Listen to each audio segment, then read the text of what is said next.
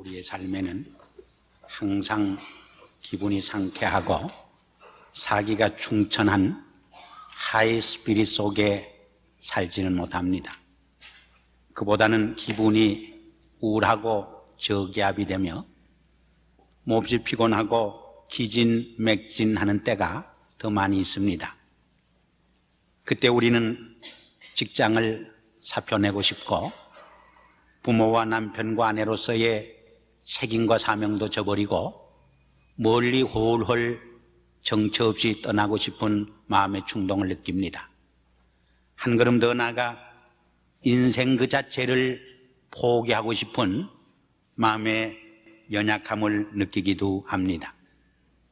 이러한 기진맥진한 상태를 영어에서는 번아웃 되었다, 탈진되었다고 표현합니다. 현대인들이 더욱더 이러한 번아웃 상태에 빠지는 이유는 도시 생활의 복잡함과 바쁨, 경쟁 사회 속에서 오는 스트레스, 인간관계에서 오는 갈등과 상처, 기계문명과 과학문명의 소용돌이 속에서 일어나는 비인간화 상태, 그리고 같은 생활을 되풀이하는 데서 오는 권태감과 무료함, 성공이라고 하는 신화를 쫓다 보면은 자기가 한없이 무기력하고 또 좌절감에 빠지는 등 이런 것에 의해서 현대인은 더욱더 번아웃 상태에 빠진다고 말할 수 있습니다. 이러한 탈진 상태는 평범하고 보통 인생에게도 찾아오지만은 대단히 유능하고 능력이 있고 또 성공적인 사람에게도 역시 찾아옵니다. 오히려 성공 뒤에 인생의 위기가 더 많이 찾아오는 법입니다. 그런가 하면 신앙이 없는 사람에게도 찾아오지만은 신앙이 있는 사람들에게도 찾아옵니다. 대단히 영적으로 큰 일을 하는 지도자들에게도 이러한 번아웃이 탈진이 찾아오는 것을 엿볼 수 있습니다. 그 좋은 예가 오늘 봉독한 본문 말씀에 나타난 엘리야의 경우입니다. 우리가 신구약 성경을 읽어보면 하나님께서 크게 역사한 세 시대가 있습니다. 첫 번째가 모세의 시대입니다. 두 번째가 엘리야의 시대입니다. 세 번째가 예수와 그 제자의 시대입니다. 그래서 마가복음 9장에 보면 예수님이 수제자 셋을 데리고 비오나 산에 올랐을 적에 예수님이 순간적으로 변모하십니다. 그때의 모세와 엘리야가 나타나서 예수님과 더불어 무엇인가 인류 구속에 대한 중차대한 대화를 나누는 모습을 우리가 읽을 수 있습니다. 모세가 율법을 대표한다면 엘리야는 선지자들을 대표하는 것이고 예수님은 이 둘을 포괄하면서도 복음을 대표하는 상징적 의미를 내포하고 있다고 말할 수 있습니다. 이렇게 엘리야는 선지자 중에 선지자였습니다. 3년 6개월 동안 비를 내리지 않는 기적을 행했습니다. 가멜산 꼭대기에서 바알 선지자와 아셀라를 섬기는 선지자 850명과 대결해서 여호와 하나님이 살아계신 하나님인 것을 온 백성들에게 증거하는 기적과 능력을 행해 보이기도 했습니다. 이렇게 위대한 하나님의 영역이 풍성한 종이었지만은 곧 아합의 왕 부인 이사벨이 이 엘리야의 목숨을 취하겠다고 말했을 적에 두려움과 공포에 질려서 저 불세바로 도망을 칩니다. 그리고 거기에다가 사환을 남겨두고 하룻길 광야길을 걸어가게 됩니다. 그리고 로뎀나무 아래 쓰러져서 여호와여 넉넉하오니 이제 내 생명을 거두어 가소서. 내가 내 열조보다 더 못하나이다. 시류와 좌절감에 빠져 무기력 속에서 번아웃되어서 하나님 앞에 절규하는 모습을 우리는 여기서 접하게 됩니다. 그러면 이러한 번아웃된 상태에서, 탈진된 상태에서 우리가 어떻게 치유함을 받고 이러한 탈진을 막을 수 있고 극복할 수 있는 것인가? 이런 문제를 오늘 본문 말씀을 중심으로 해서 몇 가지로 묵상한 가운데 하나님께서 우리에게 주시는 음성을 같이 듣기를 원합니다. 우리가 이 문제를 생각하기 전에 먼저 이 번아웃 사이클을 생각해 보는 것이 도움이 될 줄 압니다. 이 탈진 주기를 한번 생각해 볼 필요가 있습니다. 예를 들어서 여기 신학교를 졸업한 젊은 교역자가 있다고 가정합시다. 아니, 대학교를 졸업한 젊은 청년이 있다고 가정을 합시다. 그는 큰 소명감과 큰 비전과 이상을 안고 사회 속으로, 직장 속으로 뛰어듭니다. 이것이 제1단계입니다. 근데 그러한 사회와 직장 속에 뛰어들었을 적에 이상과 현실이 다른 것을 깨닫게 됩니다.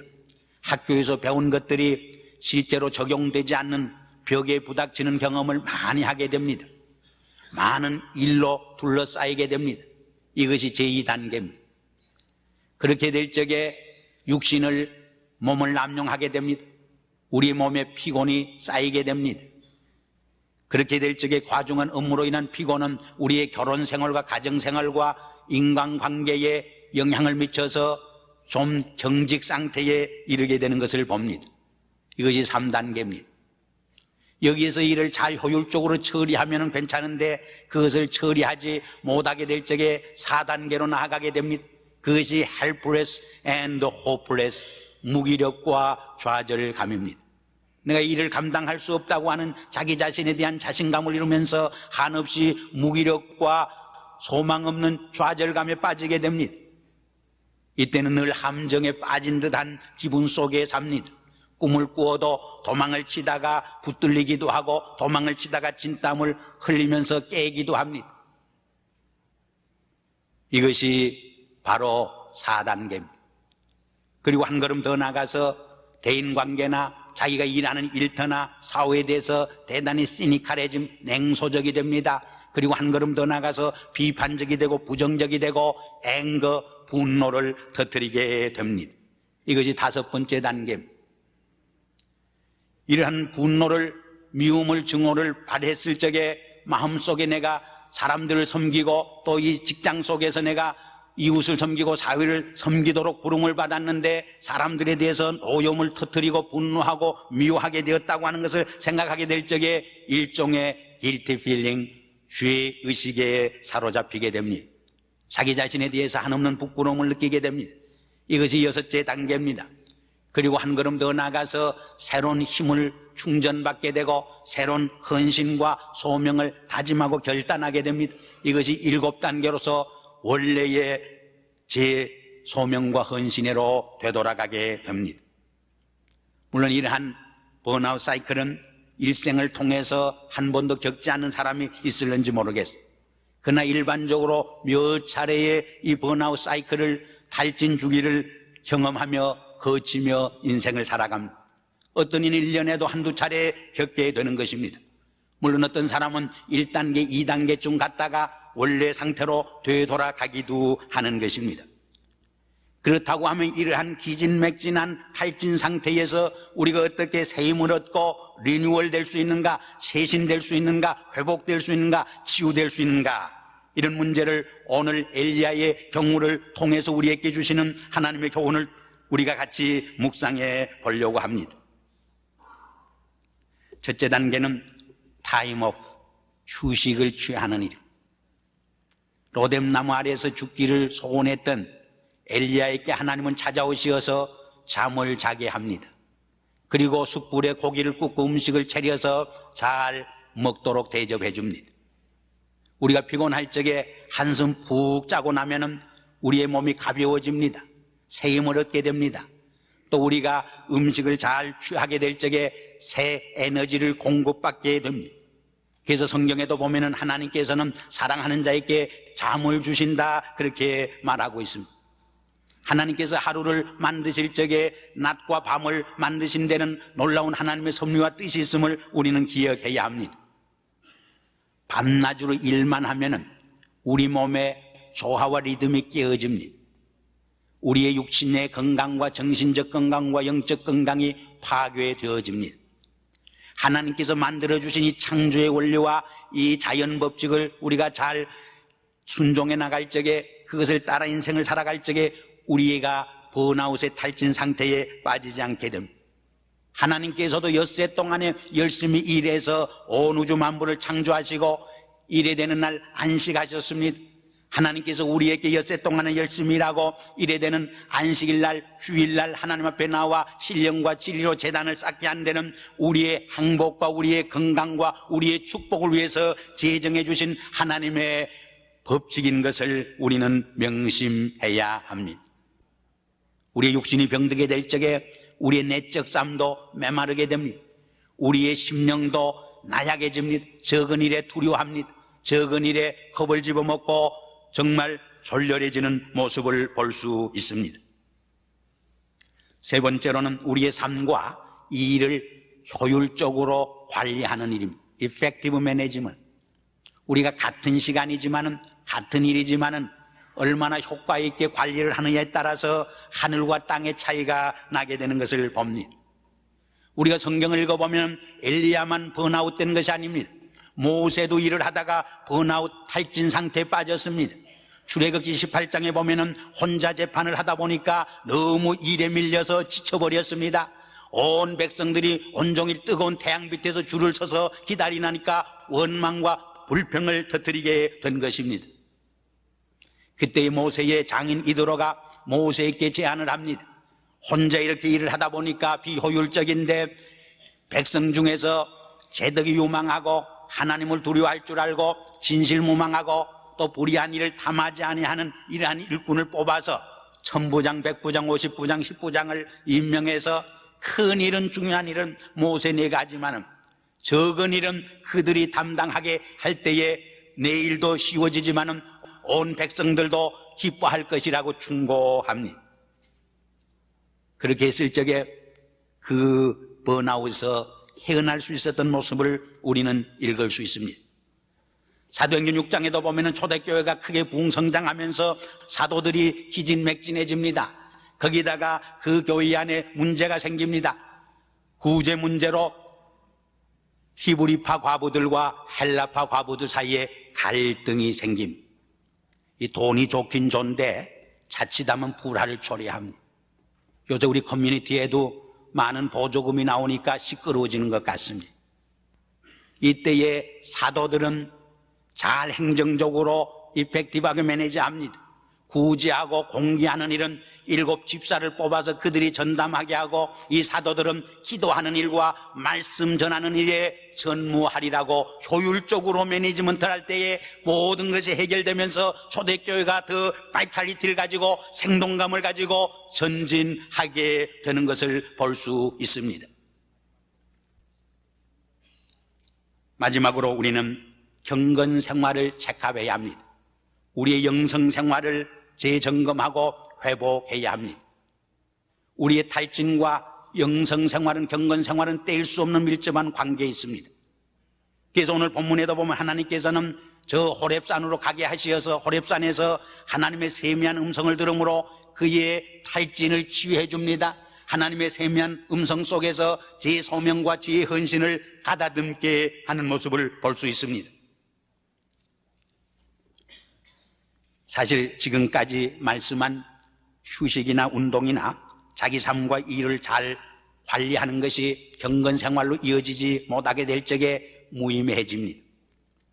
구체적으로 예를 들어서 오히려 그러한 휴식과 운동으로 인해서 얻어진 건강한 체력과 또 자기 사업을 잘 관리함으로 생기는 시간과 부를 향락과 사치와 방탕과 타락의 기회로 남용할 수 있게 됩니다. 우리 다윗도 보세요. 오히려 할 일을 멈추고 창문을 바깥을 빙둥빙둥 내다보다가 벌거벗은 밧세바를 보고 음욕이 생겨서 죄를 범했던 것입니다. 우리가 운동을 통해서 체력이 강건해질 적에 오히려 폭력 행위를 쓰기 쉽고 그 체력을 통해서 죄를 짓는 범죄의 길로 빠진다고 하면 얼마나 무익한 것입니까?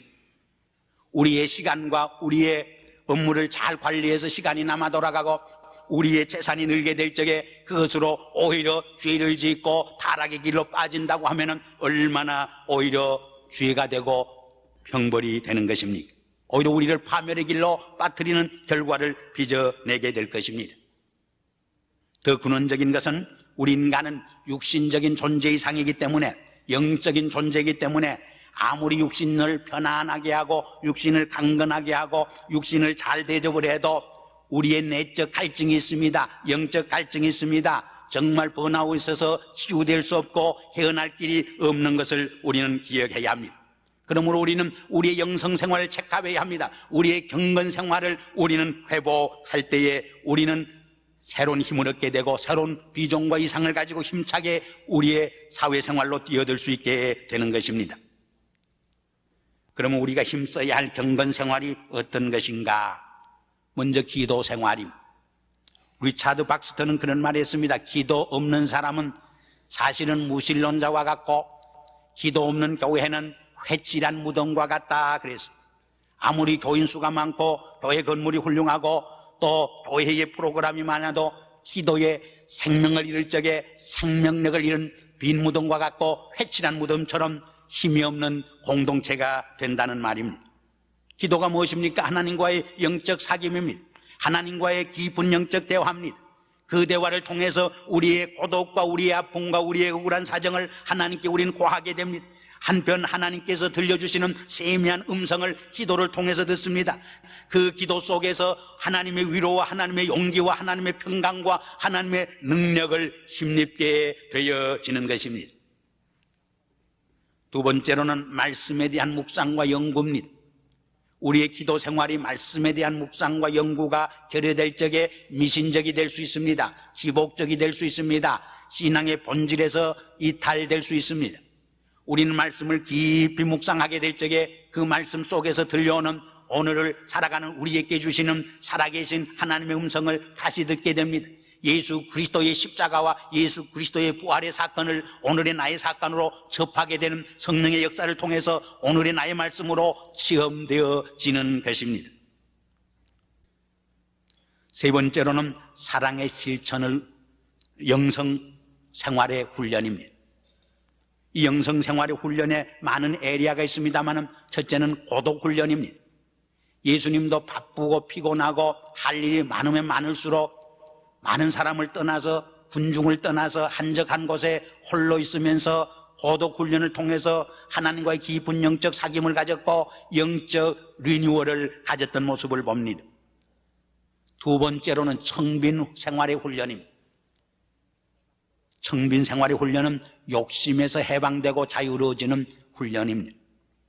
여러분, 왜 우리 마음속에 근심이 일어나고 광풍이 일어나고 시기와 질투가 일어나고 왜 우리가 욕심에 끌려서 우리가 시험에 듭니까? 야고보서 1장 12절에 보면은 시험을 참는 자가 복되다고 했습니다. 시험을 통과할 때에 생명의 면류관을 받으리라 했습니다. 그러면서 이 시험은 하나님께서 주시는 것이 아니고 우리 속에 있는 욕심에 의해서 미혹을 받고 시험에 빠지게 된다 그랬어요. 사실 우리의 욕심을 제어할 수 있을 적에 우리의 마음속에 하늘의 평강이 찾아옵니다. 하늘의 기쁨이 용솟음칩니다. 근심과 걱정을 우리는 이길 수 있습니다. 그런데 이 욕심 때문에 우리는 늘 불안합니다. 늘 시기질투하게 됩니다. 늘 염려하고 근심하고 걱정하게 됩니다. 우리 이 욕심을 제어할 수 있는 욕심에서 자유롭고 해방될 수 있는 청빈의 훈련을 통해서 하나님의 주시는 놀라운 평화를 우리는 만끽할 수 있어야 합니다.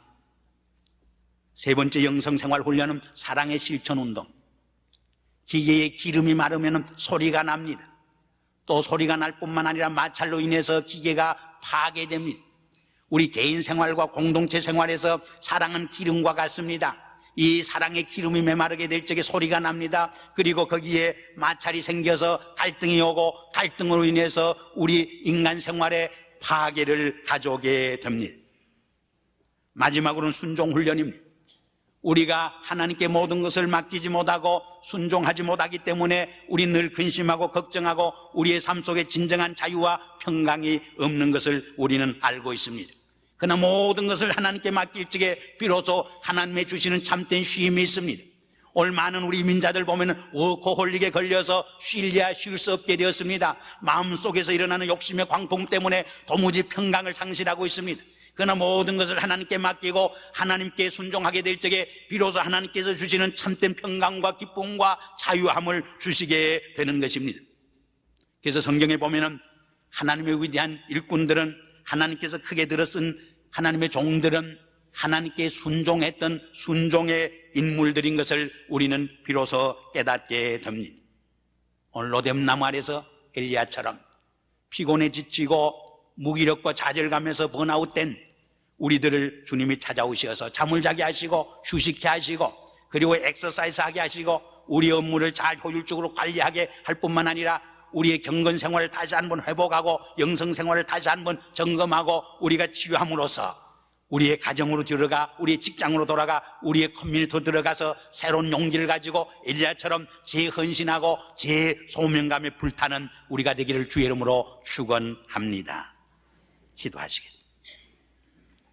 아버지 하나님, 로뎀나무 아래에서 지쳐 피곤해 지쳐 여호와여 넉넉하오니 이제는 내 생명을 거두어 가소서. 내가 내 열조보다 더 못하나이다. 절규하던 그의 모습에서 우리의 모습을 바라봅니다. 이 시간도 세상의 죄의 짐과 인생의 짐에 지쳐 번아웃된 모습으로 주의 존전에 찾아놓은 한 심령을 그냥 돌려보내지 마시고 주의 세미한 음성 속에서 새로운 영성을 회복해서 우리의 가정으로, 직장으로, 사회 속으로 뛰어들 수 있도록 성령으로 우리를 충만케 하시옵소서. 말씀으로 새롭게 하시옵소서. 세미한 음성 속에서 나를 향한 주님의 사랑을 다시 한번 깨닫게 하시옵소서. 예수님의 이름으로 감사하며 기도드리옵나이다. 아멘.